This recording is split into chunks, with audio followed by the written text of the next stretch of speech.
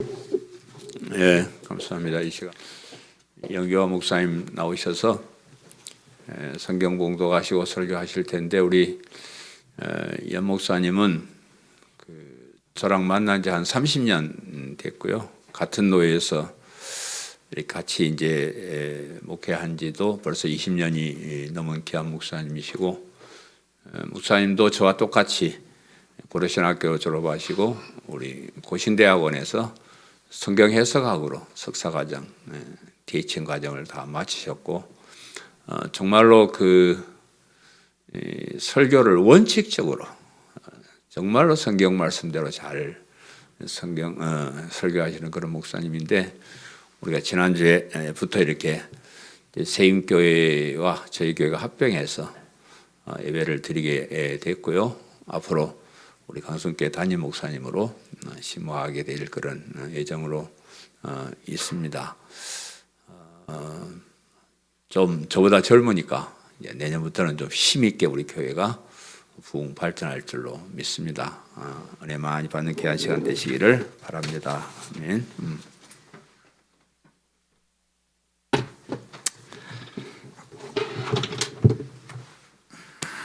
성경 말씀 요한복음 4장 13절부터 보겠습니다. 요한복음 4장 3절부터 14절까지 말씀입니다.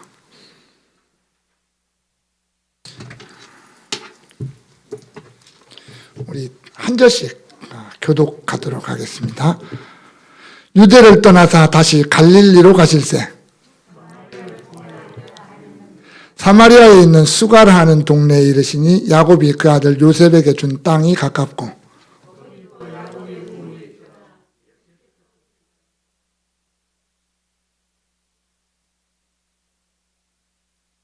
사마리아 여자 한 사람이 물을 기르러 왔음에 예수께서 물을 좀 달라 하시니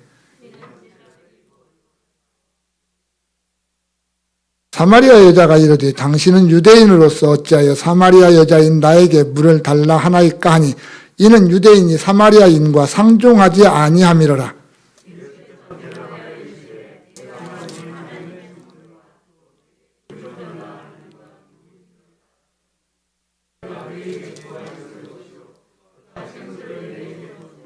여자가 이르되 주여 물 기를 그릇도 없고 이 우물은 깊은데 어디서 당신이 그 생수를 얻겠사옵나이까?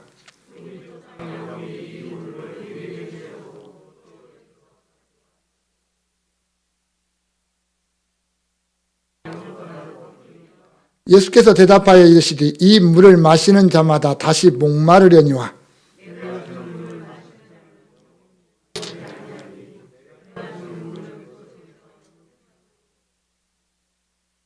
아멘.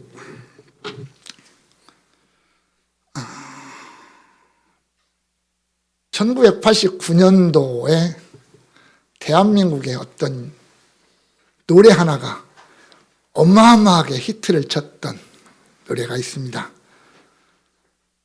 그때 당시 몇 년 동안은 아마 노래방에서 가장 많이 불렸던 노래가 여러분들도 익히 아는 우리 만남은으로 시작하는 노사연의 만남이라는 노래입니다. 참 이 만남이라는 게 사람의 삶에서 너무나도 중요하고 또 많은 의미를 가지고 있습니다. 왜냐하면 인간은 사회적 동물이기 때문에 그렇습니다. 혼자 살아갈 수 없고 누군가와 함께 살아가는 존재, 이게 인간입니다. 그래서 사람인 자가 두 획으로 되어서 서로 받쳐주는 그런 관계가 되어 있는지도 모르겠습니다. 사람은 사회라고 하는 공동체를 이루면서 살아갑니다. 그 공동체를 이루는 첫 번째 단계가 만남입니다. 너와 내가 만나서 우리라고 하는 관계가 되고, 이것이 헤어지면 그 공동체가 깨어지는 그런 모습을 보게 됩니다.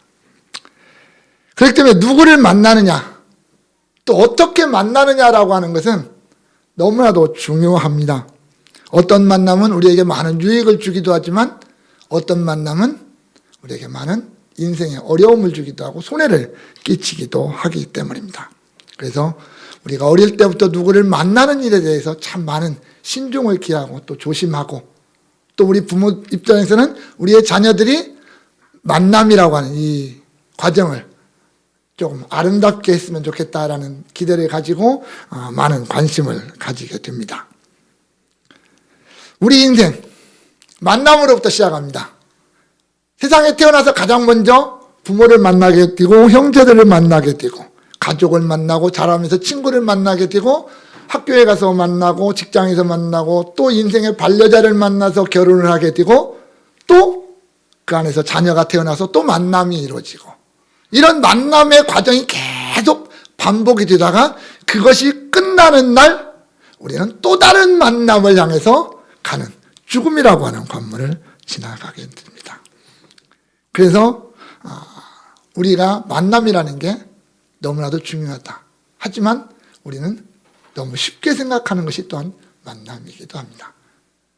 그렇다면 우리가 살아가는 동안 그 수만 번의 만남, 그 만남 속에서 내 인생에 기억되는 이 만남은 정말 특별하다라고 기억될 수 있는 만남은 얼마나 될까요?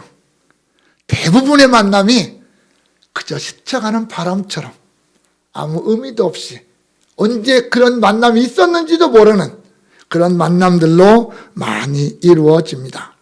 그러나 그런 가운데서도 저와 여러분들이 내 인생에서 이런 만남 하나만큼은 잊을 수 없다라고 하는 그러한 만남도 있을 겁니다. 오늘 우리는 성경을 통해 이 성경 속에서 어떤 그런 만남 하나를 발견하고 있습니다. 예수님과 이름 없는 사마리아 여인의 만남입니다. 이 만남을 통해서 한 여인의 인생이 바뀌었습니다. 그뿐만 아니라 그 여인을 통해서 또 다른 사람들의 인생이 바뀌어져 가고 있는 것을 우리가 보게 됩니다. 긴 만남도 아닙니다. 아주 짧은 만남이었지만 그 만남을 통해서 어마어마한 변화가 일어났습니다. 내 인생에 과연 그런 만남이 있을까? 내 인생에는 내 삶의 어떤 큰 전환점을 만든 어떤 만남은 과연 무엇이었을까? 우리는 예수를 통해서 내가 구원을 받고 하나님의 자녀가 되었고 내가 하나님의 백성으로 살아간다 라고 말을 합니다. 그렇기 때문에 우리가 이 자리에 사실 있기도 합니다. 죽음에서 생명으로 옮겨진 자, 영원한 멸망에서 영원한 구원으로 옮겨진 자, 그게 우리들입니다. 그러나 과연 그 확신이 내 마음속에 지금 어느 정도로 깊이 각인이 되어 있는가라고 하는 것도 한 번 정도는 점검해 봐야 되지 않을까 생각을 합니다. 그래서 오늘 이 시간 예수님과 사마리아 여인의 만남이 우리에게 주는 의미는 무엇일까? 또 나는 그 안에서 어떤 의미를 찾아낼까라는 걸 한번 생각해 보면서 아름다운 만남이라고 하는 제목으로 한번 은혜를 함께 나누기를 원합니다. 왜 이 만남이 그토록 아름다운 만남이라고 말을 할 수 있느냐 하면 하나님이 인간을 친히 찾아오셨다라는 만남이기 때문에 그래요. 3절과 4절에 보면 유대를 떠나서 다시 갈릴리로 가실 때 사마리아를 통과해야 하겠는지라 그랬습니다. 예수님 유대를 떠나서 갈릴리로 갑니다. 이 떠나서라는 말이 버렸다라는 말입니다. 포기했다라는 말입니다. 사실은 예수님이 유대를 포기하고 갈릴리로 가시려고 합니다. 물론 완전히 포기해버리고 완전히 버려버린 것은 아니죠. 그러나 이 앞에서 예수님이 유대인 지도자들과 다투었던 부딪혔던 사건들을 우리가 본다면 예수님이 조금 마음이 불편한 상태에서 유대를 떠나고 있는 모습을 우리가 보게 됩니다. 그런데 우리가 요한복음을 읽다 보면 요한복음의 저자인 사도 요한이 중요한 한 단어를 사용하고 있는데 그게 뭐냐면 때라는 거예요. 때. 어떤 때? 예수님의 때, 하나님의 때 이런 겁니다. 그래서 예수님은 내 때가 아직 안 됐다라고 하는 말씀을 자주 사용을 하세요. 그래서 그 때라는 것을 참 중요하게 말씀하시는데 그 때라는 게 뭐냐면 시간표라는 얘기거든요. 예수님 자신이 계획하고 준비하셨던 시간표대로 예수님이 움직여 가시는 모습을 보게 됩니다. 그렇다면 오늘 본문의 과정도 어느 날 우연히 일어났던 게 아니라 예수님이 계획하셨고 준비하셨고 지금 만들어 가시는 그 시간표상에 있는 때다. 이런 것을 우리가 한번 생각을 해볼 필요가 있습니다. 그래서 우리의 어떤 인생의 모든 과정들이 내가 어쩌다 보니까 여기까지 왔고 내가 어쩌다 보니까 이렇게 살고 있는 것이 아니라 내가 정말 하나님의 사람이라면 하나님이 나를 여기까지 데리고 왔고 데리고 가실 것이고 마지막까지 하나님이 이루실 것이다라는 분명한 믿음을 가지고 우리가 살아가자라는 것을 한번 생각을 해봅니다. 그렇다면 왜 예수님이 사마리아를 통과하려고 하셨을까요? 사실 우리가 잘 아는 대로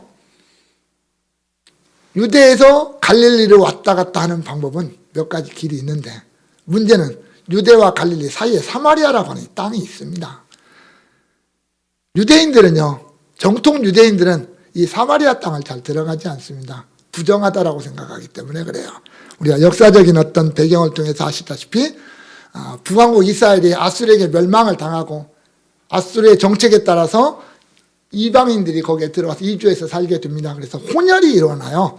그러다 보니까 이 정통 유대인들이 너희는 혼혈 민족이니까 부정하다 이렇게 해서 사마리아 사람들을 상종을 잘 하지 않습니다. 그런데 예수님이 사마리아로 들어가셔요. 첫 번째 들어간 건 아닙니다. 우리 성경의 어떤 표현을 우리가 원문의 성경을 보면 예수님은 늘 이 사마리아를 자주 통과하셨던 것 같아요. 그런데 오늘 그 길을 또 가십니다. 당신의 관습대로 예수님이 사마리아를 가요. 그래서 아마 제자들도 안 막았던 것 같아요. 우리가 잘 알다시피 제자들이 유대인이잖아요. 그래서 예수님이 뭐 할 때마다 좀 자기들 마음에 안 들면 예수님 안 됩니다 하고 들이 막았던 자들이 이 제자들이었던 것을 우리가 보면 오늘 예수님이 사마리아로 들어갔고 제자들과 함께 갔는데 제자들이 사마리아 동네에 가서 먹을 것을 뭐 사러가고 하는 이런 모습들을 보면 예수님의 발걸음 막지 않았던 것을 볼 때 예수님이 거기를 한두 번 간 게 아니다. 우리는 그렇게 볼 수 있습니다. 사마리아 수가성이라고 하는 동네에 들어가서 이제 예수님이 우물가에 앉았습니다. 옛날 유대집 그 땅을 분배할 때 요셉 지파에게 분배되었던 땅이기도 합니다. 예수님이 우물가에 앉았는데 어떤 여자 하나가 나옵니다. 사마리아 여자가 하나가 나와요. 그러니까 물을 좀 달라라고 말합니다. 제가 아까 그랬죠. 예수님은 당신의 시간표와 당신의 때 이걸 가지고 움직이신다라고 말한다면 오늘 본문에서 예수님이 이 여인을 만난 것은 이렇게 생각할 수 있습니다. 예수님 유대에서 이 여인 하나를 만나기 위해서 여기까지 오셨다. 다른 사람들 많지만 이 이름 없는 이 여인 하나, 세상 모든 사람들이 꺼려하는 여인 하나를 만나기 위해서 여기까지 오셨다. 이렇게 생각할 수 있습니다. 왜냐하면 하나님은 늘 그렇게 움직이시거든요. 에덴 동산에서 아담이 범죄했을 때 하나님이 먼저 아담을 찾아오셨어요. 그래서 아담아 네가 어디 있느냐라고 물으셨거든요. 갈대아 우리에서 살고 있던 아브라함을 하나님이 찾아오셔서 너는 너의 고향과 친척과 아버지의 집을 떠나라. 그리고 내가 너에게 보여줄 땅으로 가라. 이렇게 말씀하시거든요. 온 세상이 죄악으로 뒤덮여 있을 때 하나님이 노아라고 하는 한 사람을 찾아오셔서 방주를 지으라고 명령하셨거든요. 이처럼 하나님은 늘 먼저 찾아가십니다. 그리고 그들을 만나주시고 그들을 불러서 하나님의 역사에 사용하셨던 것을 보게 됩니다. 궁극적으로 하나님이신 그분이 하늘의 보좌를 버리고 죄인들의 세상 속에 죄인들을 찾아서 이 땅에 오셨다. 그래서 우리가 예수님을 만나게 되었다라는 것이 중요하겠죠. 예수님은 어찌 보면 나 같은 사람 하나를 만나기 위해서 이 세상에 내 모습으로 오셨다라는 겁니다. 제가 자주 쓰는 표현이 있습니다. 하나님이 하나님의 모습으로 세상에 오면 우리가 감당할 수가 없습니다. 우리가 감당하려면 하나님이 사람의 모습으로 오셔야 되거든요. 그래서 예수님이 사람의 모습으로 세상에 오셔서 사람의 모습으로 사셔서 우리를 만나주시고 우리가 함께 해주셨던 것을 우리가 보게 됩니다. 성도 여러분, 오늘도 예수님이 이름 없는 한 여인을 찾아오셨던 것처럼 우리를 찾아오셨어요. 나 개인 하나하나를 주님이 찾아오셨어요. 여러분, 이 시간 내가 여기에 와 있다, 내 발걸음으로 왔고 내 의지로 왔다라고 생각하시겠지만, 우리가 정말 예수 믿는 사람이라면 우리는 그렇게 생각하지 맙시다. 주님이 먼저 나를 찾아오셨고 주님이 나를 이 자리로 부르셨다라는 것을 우리가 믿고 그렇게 고백하면서 이 자리에 앉아 있읍시다. 그것이 우리의 가장 아름다운 모습이고, 그게 나와 주님의 가장 아름다운 만남의 첫걸음이라는 겁니다. 요한일서 4장 10절에 이렇게 기록하죠. 사랑은 여기 있으니 우리가 하나님을 사랑하는 것이 아니요 하나님이 우리를 사랑하사 우리 죄를 속하기 위하여 화목제물로 그 아들을 보내셨습니다. 하나님이 먼저 나를 사랑했고 그 하나님이 나를 여기에 부르셨고, 내가 그 사랑에 반응해서 지금 이곳에서 하나님과 나와의, 예수님과 나와의 가장 아름다운 만남이 이루어지고 있는 현장이 바로 이 자리라는 말입니다. 그래서 이 만남은 이 세상 그 무엇과도 비교할 수 없는 가장 아름다운 만남이다라고 말할 수 있습니다. 두 번째, 이 만남은 진리를 위한 만남입니다. 다시 말하면 복음을 위한 만남이었어요. 예수님이 여인에게 물을 좀 달라라고 말을 합니다. 그런데 그 대상이 누구냐면 사마리아 여자예요. 사마리아 여자 한 사람. 유대 사이에서는 부정하게 여기는 사람입니다. 예수님도 유대인입니다, 여러분. 우리의 의식 속에 예수님의 어떤 사상, 유대인의 사상을 가지고 계셨다는 것을 꼭 기억을 하시기를 바랍니다. 그래서 예수님의 어떤 생활 풍습이나 그분의 습관도 유대인이라고 하는 범주를 안 벗어나셔요. 거의 대부분이. 그것을 우리가 기억을 합시다. 그리고 또 하나, 유대 땅은 아시아입니다. 유럽이 아니에요. 동양이에요. 그래서 우리하고 의식구조가 좀 비슷한 게 많이 있습니다. 뭐냐면 우리 조선시대를 생각해 봅시다. 남자는 바람 피워도 누가 욕 잘하네요. 그죠? 근데 여자는 바람 피우면 큰일 납니다. 유대 땅도 그랬어요. 그때 당시에. 그러다 보니까 5명의 남자를 데리고 살았지만 남자들에 대한 별로 반응이 없어요. 근데 여자는 문제가 심각한 겁니다. 이 여인은. 다시 말하면 그때 사회에서 이 여자는 많은 사람들에게 경멸을 받고 천대를 받고 멸시를 받고 그런 여자 중에 하나예요. 물론 왜 그렇게 많은 남자들을 만나면서 살았는지는 뭐 정확하게는 알 수 없고, 뭐 이혼을 했든지 사별을 했든지 뭐 어떤 그런 과정들이 있었겠죠. 그러나 어떤 모습 속에서 떳떳하다라고는 말할 수 없는 그런 여인이었다라는 겁니다. 그런데 이 여인과 예수님이 대화를 시작을 합니다. 유대인이라면 깨끗하게 버려야 되고, 또 뒤에 과정들을 우리가 보면 예수님은 이 여인의 삶을 다 알고 계시잖아요. 그 여인이 어떤 삶을 살아왔는지, 그리고 지금 어떤 형편인지 다 알고 계심에도 불구하고 먼저 말을 걸잖아요. 먼저 말을 걸어요. 그런 면에서 주님은 이 여인을 뭔가 지금 목적을 가지고 찾아오셨고 만나고 있다는 것을 기억할 수가 있습니다. 그런데 예수님이 물을 달라고 그랬어요. 다른 게 아니라. 왜? 우물이니까. 우물이니까 물을 달라고 말을 합니다. 여인의 편에서도 이해가 안 돼요. 여인의 편에서도.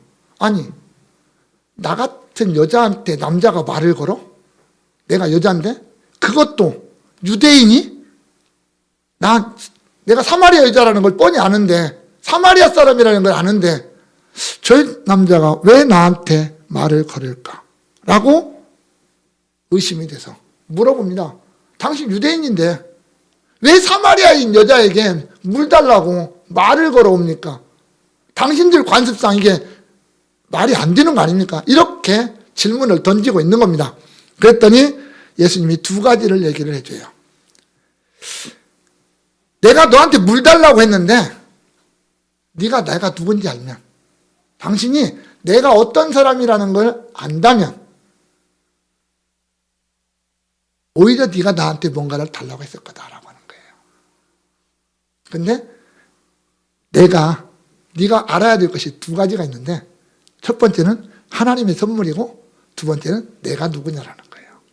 그런데 결과적으로 말하면 이 두 가지는 어떻게 보면 예수님 하나로 연결될 수가 있는 문제입니다.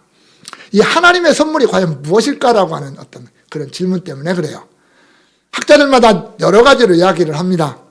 근데 오늘 본문 내용, 그 10절 내용만을 딱 본다면 그것은 생수예요. 근데 그 생수가 궁극적으로는 예수님이시거든요. 왜냐하면 요한복음 7장에서 예수님이 이렇게 말씀하시잖아요. 누구든지 목마르거든 내게로 와서 마시라. 나를 믿는 자는 성경의 이름과 같이 그 배에서 생수의 강이 흘러나오리라 라고 말씀하시거든요. 그 생수는 예수님 자신이었고 예수님이 주실 수 있는 물, 예수님만이 줄 수 있는 물을 가리킨다면 그 하나님의 선물은 어떻게 보면 예수님 자신을 가리킬 수도 있고 예수님이 주시는 영원한 생명을 의미하는 것일 수도 있습니다. 두 번째는 내가 누구인지 알라라는 거잖아요. 내가 물을 달라 하는 내가 누구인지 알았다면 네가 나에게 그것을 요구했을 것이고 내가 주었을 것이다. 이렇게 말씀하셨으니까 그것은 네가 내가 누구인지를 알아야 된다. 내가 지금 왜 너한테 물을 달라고 요구했느냐? 그 두 가지를 내가 너에게 알려주기 위해서 내가 너에게 말을 걸었다라고 말하는 겁니다. 그런데 예수님이 제시한 두 가지, 하나님의 선물, 영원한 생명, 그리고 예수님 자신, 내가 누구냐라는 거. 이 두 가지를 합해서 진리요, 복음이라고 말할 수 있습니다. 예수님 자신이 복음이잖아요. 예수님을 통해서 영원한 생명을 얻는 것, 그게 복음이잖아요. 그게 진리잖아요. 이 세상에서 영원히 변하지 않는 단 하나의 진리가 있다면 그거 아닙니까? 사도 요한이 요한복음을 기록하면서 예수님을 이 진리라고 하는 단어와 연결을 많이 시켜놨습니다. 1장 14절에 보면 말씀이 우리가 육신이 되어 우리 가운데 거하심에 우리가 그의 영광을 보니 아버지의 독생자의 영광이요 은혜와 진리가 충만하더라. 그 안에 예수님 안에 충만했다. 1장 17절에서는 율법은 모세로 말미암아 주어진 것이요 은혜와 진리는 예수 그리스도로 말미암아 온 것이라. 8장 32절에서는 진리를 알지니 진리가 너희를 자유롭게 하리라. 14장 6절에서는 예수께서 이르시되 내가 곧 길이요 진리요 생명이다. 이렇게 말씀하셨거든요.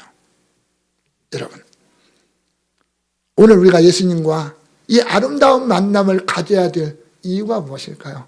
그건 진리 때문에 그래요. 복음 때문에 그래요. 예수 그리스도만이 우리에게 참 진리가 되시고 예수 그리스도만이 우리에게 참 복음이 되시기 때문입니다. 그래서 예수님을 만나야 돼요. 이 진리를 알 때 내가 누구인지를 알아요. 내가 누구인지를. 그 진리를 알 때 내가 구원받아야 되는 존재, 곧 죄인이라는 걸 알고 영원한 사망에 처해 있다는 것을 알게 됩니다. 그 진리를 알 때 나를 구원하시기 위해서 하나님이 그 아들을 세상에 보내셨다는 것을 알게 됩니다. 그리고 그 진리를 알 때 그 예수가, 하나님의 아들 예수가 나를 대신해서 십자가에서 죽으셨고 다시 부활하셨다는 것을 알게 됩니다. 그 진리를 알 때 내가 그를 믿음으로 말미암아 나에게 영원한 생명이 주어진다는 것을 알게 됩니다. 그리고 그 진리를 알 때 나에게 저 영원한 천국이 내 유업으로 준비되어져 있다는 것을 알게 되는 겁니다. 이 진리. 이 진리를 알려면 만나야 돼요. 예수님을 만나야 돼요. 예수님을 만나기 전에는 결코 이 진리를 알 수가 없어요. 성경을 통해서 또 성령을 통해서 우리가 이 진리를 내 마음속에서 깨닫고 느낄 때 그때서야 우리는 이 모든 상황을 알게 되는 겁니다. 그래서 이 만남이 이 사마리아 여인과 예수님의 만남이 그토록 아름다웠던 것이고 오늘 우리가 예수님과 나와의 만남이 아름답다라고 말할 수 있는 겁니다. 또한 이 만남은 우리에게 아주 위대한 결과를 가져다주는 만남이 됩니다. 지금 예수님의 모습은 상당히 진지하십니다. 왜냐하면 이 여인 하나 때문에 여기까지 어려운 발걸음을 해왔거든요. 여러분, 오늘날처럼 자동차를 타고 예루살렘에서 사마리아까지 가는 건 그리 멀지 않습니다. 저도 그 땅을 가보지는 않았는데 차 타고 이쪽 끝에서 저쪽 끝에까지 가는데 몇 시간 안 걸려요. 이스라엘이라고는 땅 저 끝에서 밑에까지 가는데 그게 오래 걸리지는 않는 땅입니다. 마찬가지로 예루살렘에서 사마리아까지 가는 것도 그리 오래 걸리진 않는데 그때 당시에는 걸어가야 하잖아요. 오늘날처럼 길이 좋은 것도 아니고요. 산을 넘어서 건너가야 됩니다. 아무리 젊은 예수님이라고 해도 걷는 거 힘들어요. 낮에 덥고. 그런데 지금 시간이 저녁 6시쯤 됩니다. 그렇다면 예수님이 한낮에 지금 걸어오신 거예요. 거기까지. 뜨거운 태양빛 아래서 여기까지 걸어오셨거든요. 그렇기 때문에 상당히 피곤하셔요. 그럼에도 불구하고 예수님은 이 여인을 만나기 위해서 여기까지 오신 거 아닙니까? 만나야만 되고 뭔가 예수님이 하실 일이 있다라는 거예요. 하지만 이 여인은 달라요. 예수님을 모르잖아요. 예수님을 모르니까 예수님이 왜 여기까지 왔는지도 모르고 예수님이 왜 나에게 물을 달라고 말씀하는지도 모르고 예수님이 지금 무슨 목적을 가지고 있는지도 모릅니다. 다만 이 여자는 눈에 보이는 게 다예요. 현실이 다예요. 그래서 이렇게 물어요. 여자가 이르되 주여 물 기를 그릇도 없고 이 우물은 깊은데 어디서 당신이 생수를 얻겠사옵나이까. 아주 지극히 현실적인 얘기입니다. 우물은 깊어요. 우리 옛날 시골에 사셨던 분은 알겠지만 동네에 우물이 있었잖아요. 그 우물은 그렇게 깊지 않습니다. 우리나라는. 근데 거기는 아주 깊어요. 쉽게 물을 길어 올릴 수 있는 그런 것이 아니에요. 근데 이 여인은 그것만 본 거죠. 현실적인 것, 눈에 보이는 것, 손에 잡히는 것, 그것만 이야기하고 있어요. 예수님은 더 고차원적인 것, 하늘의 것, 생명에 관한 것, 영원한 구원에 관한 걸 얘기하시려고 하는데 이 여인은 그걸 알지 못하는 겁니다. 또 예수님을 야곱과 비교를 하고 있어요. 당신이 야곱보다 더 큽니까? 라고 묻거든요. 여러분, 이 사마리아 사람들이요, 우리가 성경에 나타나는 뉘앙스를 보면 그리 큰 비중을 이렇게 안 차지하지만 이들 나름대로 아주 여호와 신앙이 투철한 사람들입니다. 오늘날도 그렇지만은요. 이들도 야곱을 조상으로 섬기고 살아요. 우리의 조상은 야곱이다 이렇게 말합니다. 비록 혼혈은 되었지만 여호와 신앙도 있어요. 여호와 신앙도 있어요. 또 나름대로 메시아 사상도 가지고 있습니다.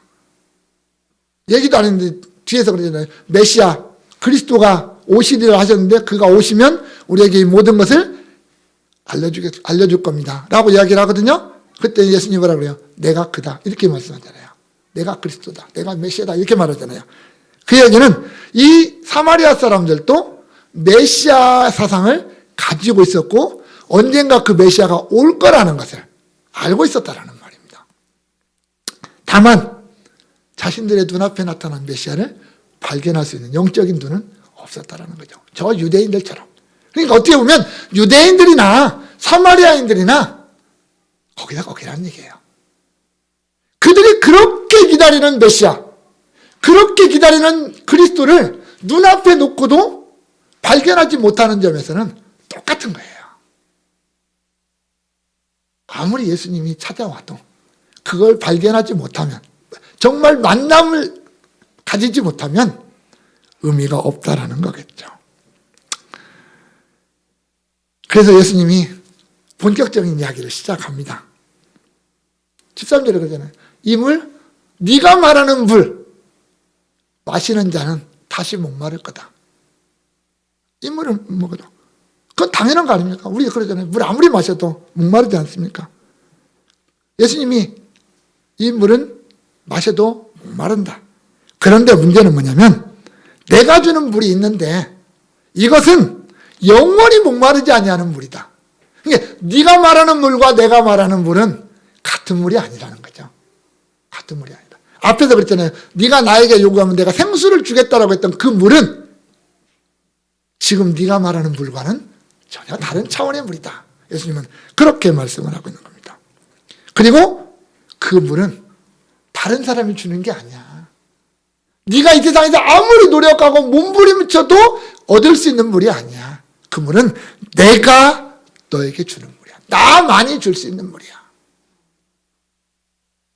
요한복음은 이 사도 요한이 예수님의 하나님 되심, 하나님의 아들 되심을 아주 강조하기 위해서 기록한 책으로 우리가 압니다. 그래서 내가라고 하는 걸 참 많이 강조해요. 예수님의 어떤 표현들 속에서.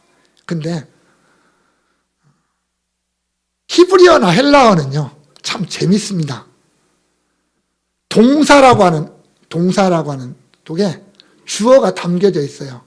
그러니까 우리말은 간다 그러잖아요. 영어는 고 그러면 끝나지만 누가 가는지는 모르잖아요. 간다라고 하지만.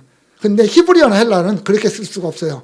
간다라는 말 앞에 반드시 들어가야 되는 게 누가 가느냐가 들어가요. 내가 가든지 네가 가든지. 반드시 그런 표현이 함께 들어가 있습니다. 그러니까 오늘 본문에서도 예수님이 준다라고 하는 말 속에서 내가 준다라는 말이 들어가 있어요. 그런데 또 다시 그 앞에다 내가라는 말을 썼어요. 예수님이. 에고라는 말을 표현했어요. 그래서 내가 준다 이렇게 되는 거예요. 한글도 그대로 번역을 하게 되면. 그 얘기는 뭐냐면 나만이 준다는 거예요. 나만 줄 수 있다. 그래서 예수님 자신을 강조하고 또 강조하기 위해서 그렇게 내가라고 하는 것을 강조를 자꾸 하셔요. 내가 너에게 영원한 갈증을 해결할 수 있는, 한 번 마시면 영원히 갈증을 느끼지 않는 그러한 생수를 내가 너에게 줄 수 있다. 이렇게 말씀하셔요. 그것은 내가 주는 물은 네가 마시는 물과는 차원이 다른 것. 그거라는 얘기입니다. 어떻게 보면 예수님은 이를 위해서 자신이 그 갈증을 경험하셨잖아요. 십자가상에서 내가 목마르다라고 갈증을 경험하셨잖아요.